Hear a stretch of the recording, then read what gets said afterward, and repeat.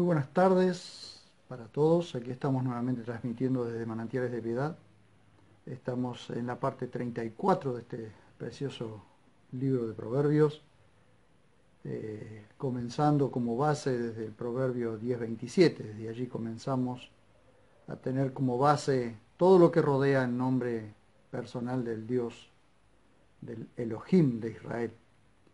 Así que en esta parte 34 estamos en el capítulo 24 del libro de Proverbios. Y en la próxima sección tenemos una advertencia para los impíos, consuelo y esperanza para el justo. Pero también esperanza para el impío y advertencia para el justo. Porque así como Dios da esperanza para el justo y una advertencia para los impíos, también da una advertencia para los justos, y también a través de la fe en Jesucristo da esperanza al impío. O sea que todo aquel que se arrepiente y confiesa a Jesús como único y suficiente Salvador y se confiesa pecador, hay esperanza para él. Así como el impío será castigado para perdición, el justo será disciplinado para santificación por causa de su salvación. Tomaremos la sección que va desde el verso 15 al 22 del capítulo 24. Es una sección extensa, pero es necesario por todo el contexto. Comenzando con la advertencia para el impío en el verso 15, vamos a ver qué dice: oh impío, no aceches la tienda del justo, ni saquees su recámara. Cuando decimos que es necesario enseñar la palabra de Dios, es por esto. Hay una seria advertencia para los impíos, que si alguien no se la proclama, nunca sabrán que está escrito en la Biblia y es palabra del juez de toda la tierra. Es necesario que proclamemos la palabra de Dios a los pueblos, para que los pueblos puedan entender, puedan comprender, puedan escuchar la voz del Evangelio y tengan la posibilidad de un arrepentimiento. Cuando dice, oh impío, no aceches la tienda del justo, precisamente es una palabra que viene de parte de Dios como advertencia para los impíos. Recuerden ustedes que ya lo hemos explicado, pero vuelvo a explicarlo. La palabra impío es precisamente aquel que no es piadoso, aquel que no es temeroso de Dios, sino que ha rechazado o vive de espaldas a Dios, que rechaza a Dios. Por eso es impío, que no es pío, que no es piadoso, que no es justo. Y hablo de justo no como alguien que es tan justo que no peca, sino que aquel justo es el justo de Dios, mi justo, como lo dice allí en el libro de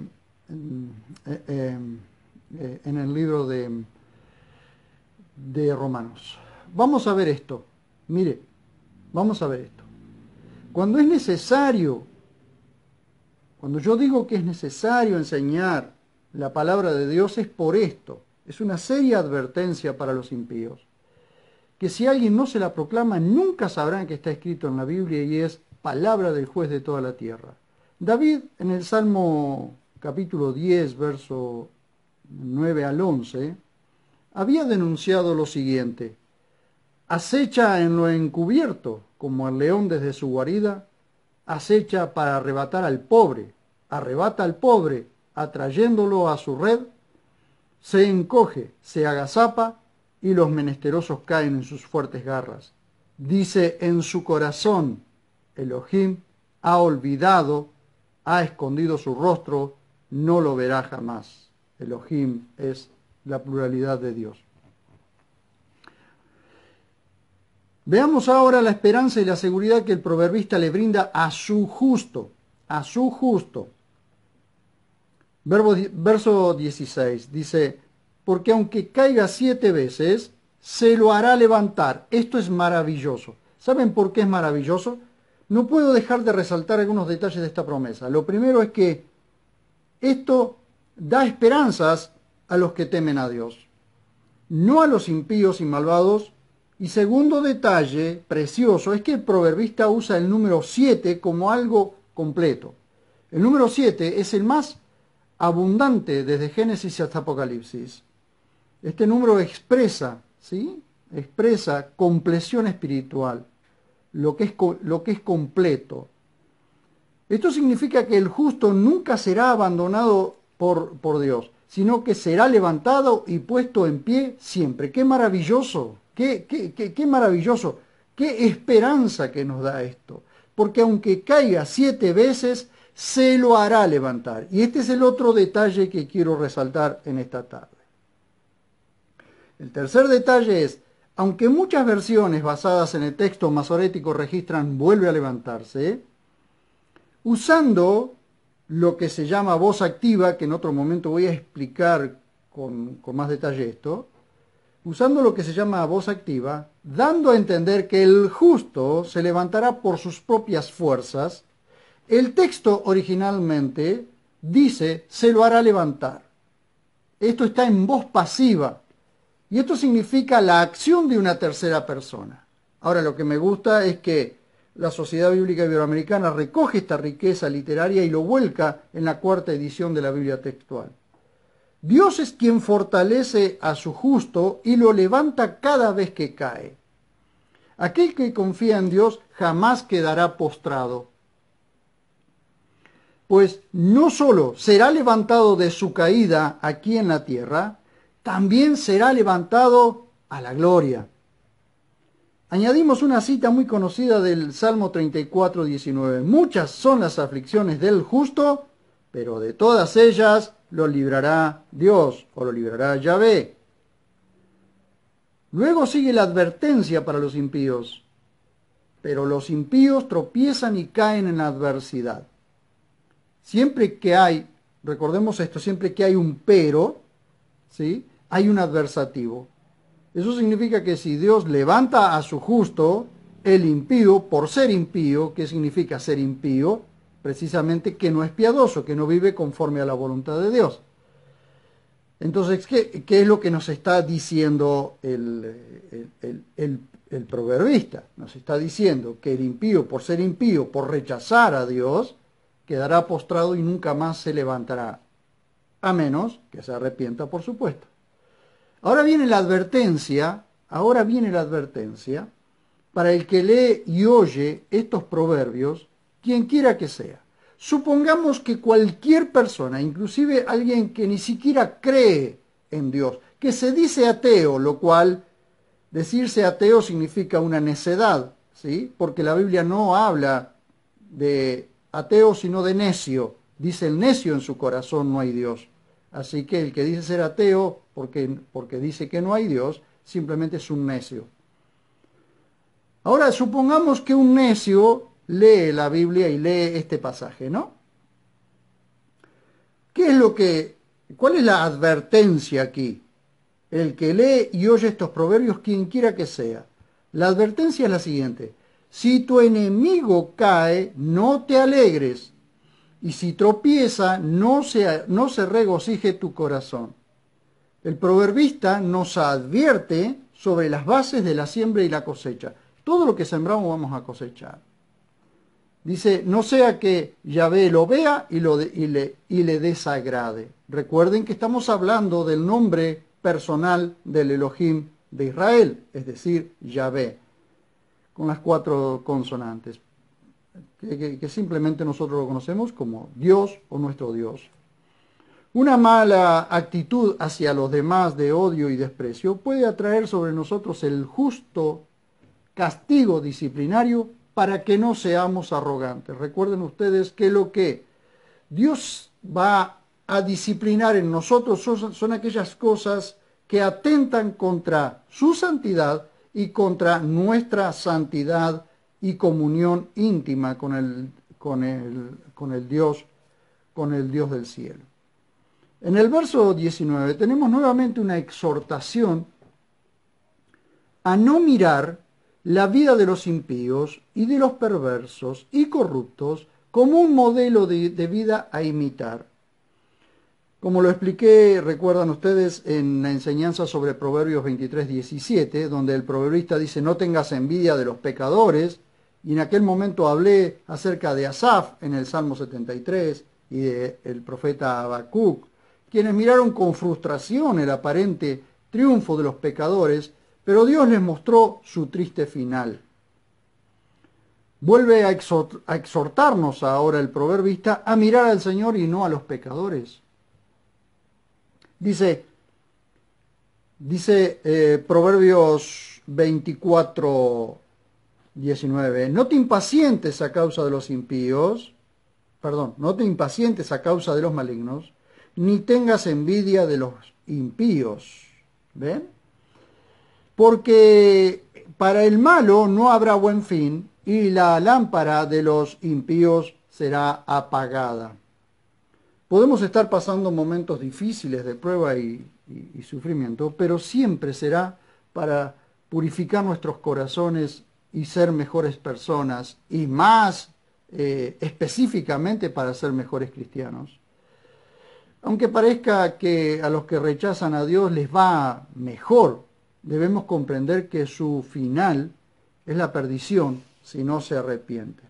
No debemos alegrarnos por la caída de los enemigos ni regocijarnos si tropiezan, lo cual muchas veces somos tentados, ¿sí?, a que cuando un impío cae, un impío es destruido, somos tentados a regocijarnos o alegrarnos de eso. Pero nos hace una advertencia el proverbista. No debemos alegrarnos por la caída de los enemigos ni regocijarnos si tropiezan, pero tampoco envidiar su aparente prosperidad. El proverbista nos llama a ser equilibrados y buscar a los perdidos por si Dios les concede el arrepentimiento para ser salvados. ¿Qué es entonces la vida de un cristiano? O de aquellos que decimos temer a Dios. Es buscar precisamente la salvación, buscar interceder por la salvación de los perdidos delante de Dios. Y acá vamos a otra exhortación al temor de Dios y al respeto a las autoridades, lo cual no significa que debamos respetar a las autoridades, no significa que debamos estar de acuerdo con sus perversidades, si lo son. Los gobiernos hoy gobiernan como les parece, nunca gobiernan conforme a la voluntad de Dios, así que no significa respetar a las autoridades, no significa eso estar de acuerdo con lo que ellos hacen y dicen, lo cual lo he visto en muchísimos cristianos, estar tan ciegos que seguir partidos políticos o seguir ciertos partidos, aun cuando son perversos y lo que están haciendo es plena corrupción o corrupción a pleno día, lo cual eso es un llamado de atención. Veamos qué nos dicen los versos 21 al 22. Hijo mío, teme a Yahvé y también al rey, y no te asocies con los sediciosos, porque su calamidad viene de repente y el castigo que viene de ambos, ¿quién lo conocerá? Ahora, acá encerrado hay algo precioso. ¿Vieron como cuando para buscar las perlas preciosas hay que ir a las profundidades del mar? ¿O para buscar los metales preciosos hay que excavar profundo? Bueno, aquí está lo maravilloso de la palabra de Dios. Podemos quedarnos con la superficialidad, pero podemos ir un poquito más profundo, según y conforme a la capacidad que tenemos cada uno, ¿no? La sedición, vean ustedes, y vuelvo a repetir esto, hijo mío, teme a Yahvé y también al rey, no te asocies con los sediciosos, porque su calamidad viene de repente y el castigo que viene de ambos, ¿quién lo conocerá? La sedición en algunos países es considerada un delito menor que la rebelión. La sedición es alzamiento colectivo y violento contra la autoridad, el orden público o la disciplina militar, sin llegar a la gravedad de la rebelión que se distingue por tener la intención de derrocar a los poderes del Estado. Ahora bien, esto es como algunas leyes o algunas naciones en sus leyes lo definen. La RAE lo acepta así, la Real Academia Española lo acepta así, es como si fuera un escalón antes de la plena rebelión. Veamos qué dice la Biblia acerca de la sedición, porque si Salomón advierte a su hijo que no se asocie con los sediciosos, es porque delante de Dios la sedición es más grave de lo que parece. Los sediciosos son un grupo que se levanta contra las autoridades gobernantes o el orden vigente. Ahora bien, la palabra griega stasis, cuyo significado básico es la acción de estar en pie, como lo vemos allí en Hebreos 9:8, estar en pie, y allí está la palabra stasis, llegó a significar, miren lo precioso de esto, llegó a significar la situación de la acción de situarse aparte o sedición, situarse aparte o apartarse con un sentido sedicioso. Esto lo vemos en Marcos 15:7 cuando habla de Barrabás. Vamos a ver, Marcos 15:7, vemos allí la palabra sedición. Marcos 15:7, vamos a ver. Dice,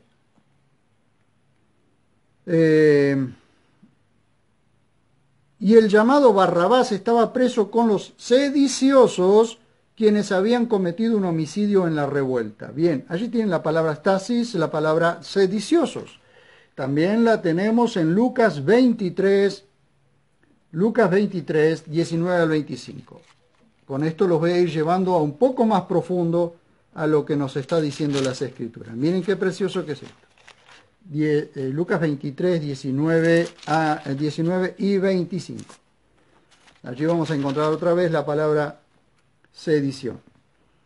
23, 19 dice, el cual había sido echado en la cárcel por una insurrección ocurrida en la ciudad por un homicidio. Allí tienen otra vez la palabra, aunque está traducida como insurrección, es sedición, es exactamente lo mismo. Ahora bien, también puede traducirse disensión en Hechos 15:2 y en algunas ocasiones incluye la idea de violencia como en Hechos 23, capítulo 23, versos 7 y 10. Ahora, ¿por qué lo llevo hacia allá? El consejo del proverbista a su hijo es que no se asocie con revoltosos que buscan pleitos y que se rebelan contra toda autoridad convirtiéndose en revolucionarios. Porque toda autoridad es impuesta por Dios, según Romanos 13:1.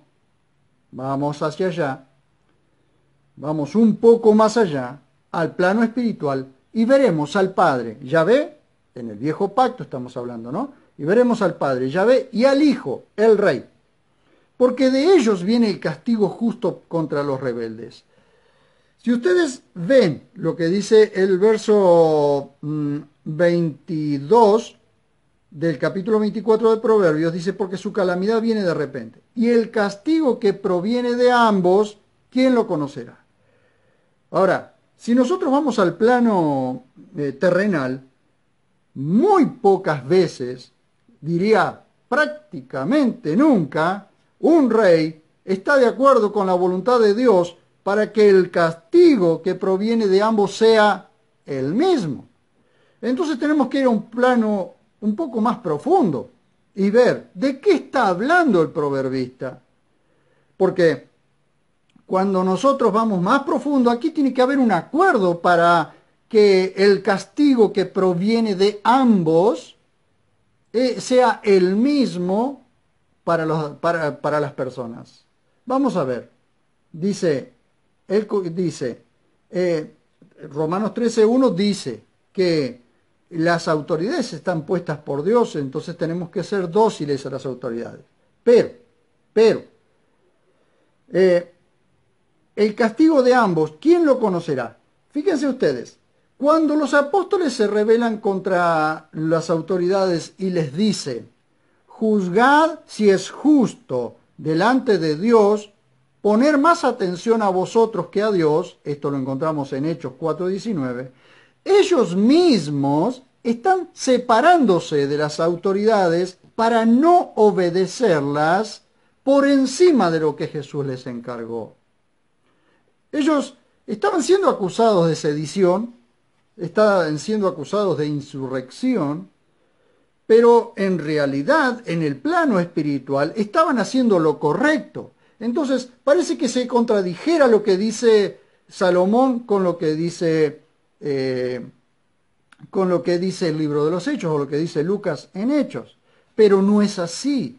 Lo que está diciendo el proverbista es que no se asocie, le está aconsejando a su hijo, y el consejo es para todos nosotros, es como el Padre Celestial aconsejando a todos sus hijos, no solo a sus hijos, sino a todo aquel que escucha, que no se asocie con revoltosos que buscan pleitos y que se rebelan contra toda autoridad, convirtiéndose en revolucionarios, lo cual en muchas oportunidades pareciera tener razón, pero no es algo que nos concierne a nosotros.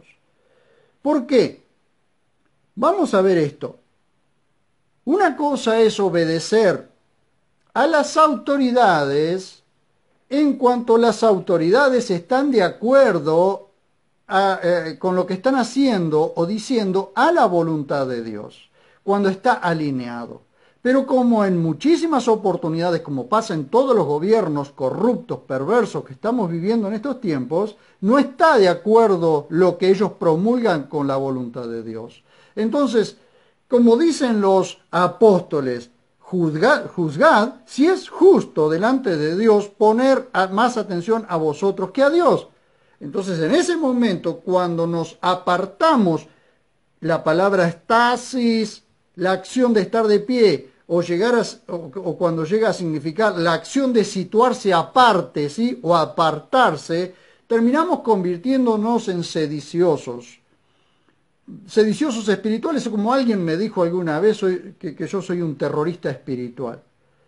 Pero en realidad no soy terrorista espiritual, porque no sé qué significa, realmente no alcanzo a entender qué significa eso. Pero sí puedo decir que cuando te plantás en la verdad, a ojos de los que están en la mentira, te convertís en un insurrecto, en un sedicioso, en alguien que se aparta, que se pone de pie.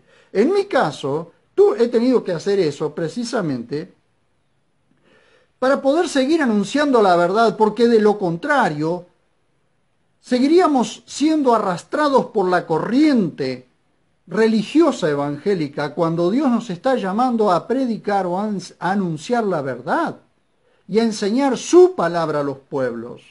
Entonces, si alguien me llama sedicioso, me llama insurrecto por anunciar la verdad, bienvenido sea, me convierto en un sedicioso, y estamos de acuerdo con los apóstoles en el capítulo 4, verso 19 del libro de los Hechos. Bienvenido sea la palabra sediciosa. Ahora, no es esa el llamado de atención que el proverbista le hace a su hijo. Miren ustedes, lo llevo un poquitito más allá. Miren.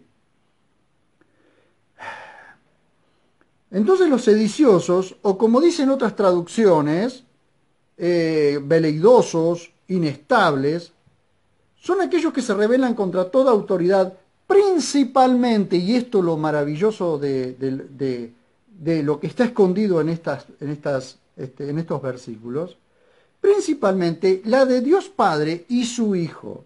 ¿Y cómo hago para demostrarlo? Mire, Salomón escribe este proverbio, pero la base está en el Salmo 2 de su padre David.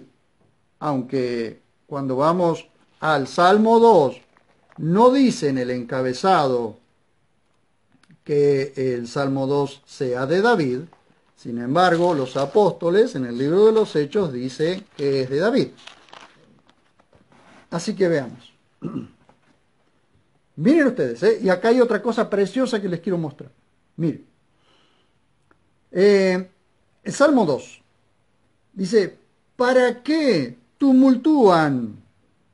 O se amotinan, dicen en otras versiones, pero ahora les voy a mostrar por qué la traducción es tan profunda de la palabra tumultúan. Miren.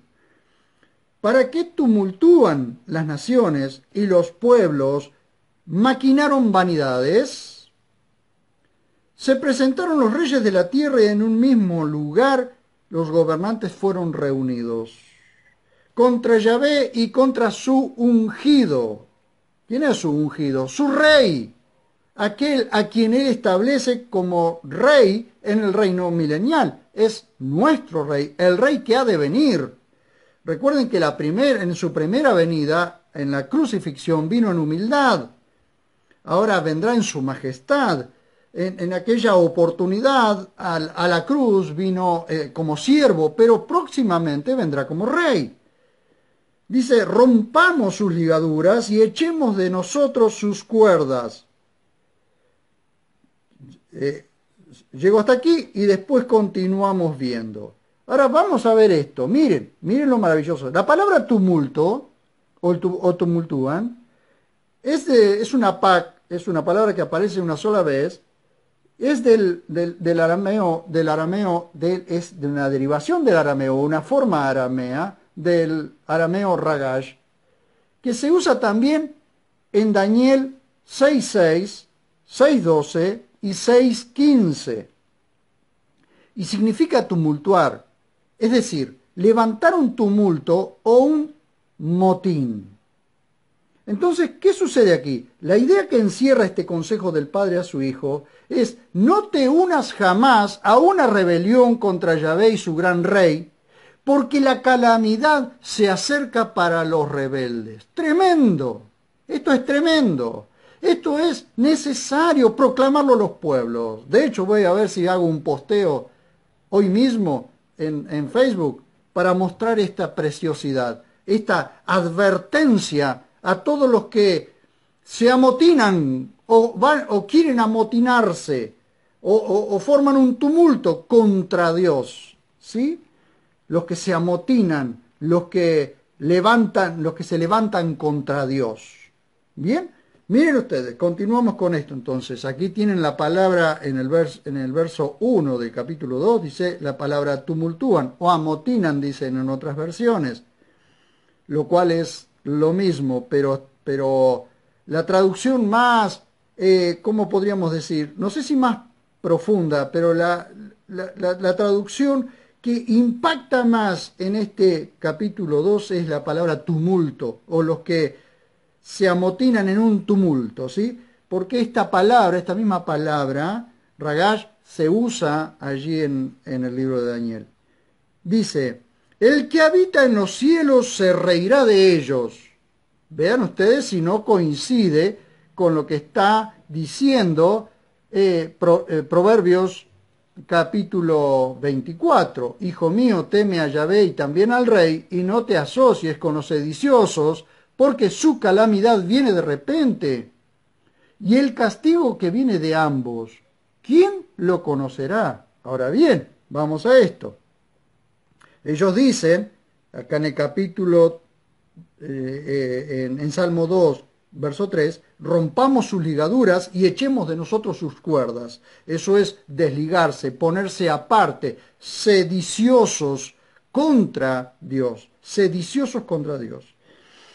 El que habita en los cielos se reirá de ellos. Adonai los ridiculizará.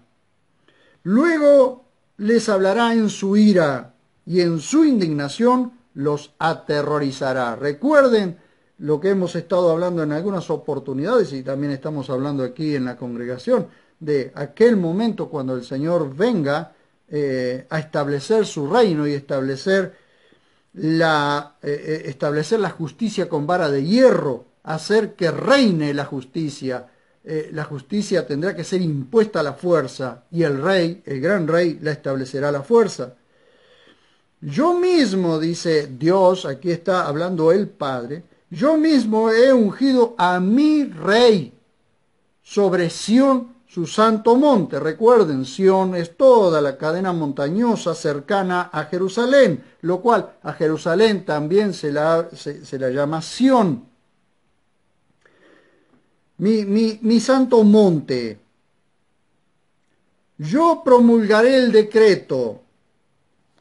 Yahvé me ha dicho, escuchen, acá viene la voz del Hijo, ¿sí? Yahvé me ha dicho, mi hijo eres tú. Es el Hijo hablando del Padre.